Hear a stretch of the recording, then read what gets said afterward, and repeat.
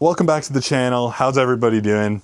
As you guys can see in front of me here, we have a steering wheel lock, and this is going to be a short video on how to use a steering wheel lock. As simple as it seems, it is, tricky to use. Let's show you guys how to use it. I will go over to the driver's seat here and show you guys how to use this steering wheel lock.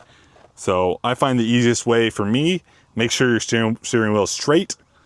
And it depends which steering wheel lock you have, but as you guys can see here, we do have a longer one.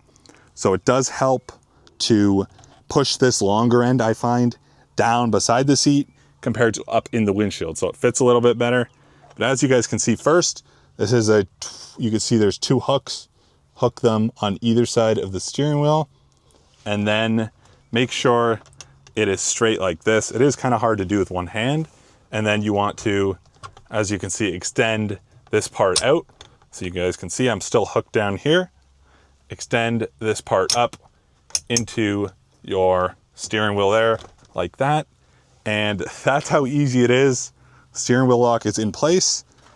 Now you guys can see I have my hooks down here, and hooks up at the top should be tight, so you guys can pull on it as hard as you need to make them tight. And as you guys can see, now our steering wheel lock is on.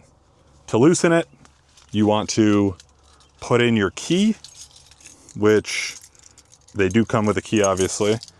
As you guys can see there, put in your key like that, twist your key, and it will drop the steering wheel lock, and obviously loosen it. And that's how simple it is. So thank you guys so much for watching, and please drop a like. Don't forget to subscribe. We'll see you guys in the next video.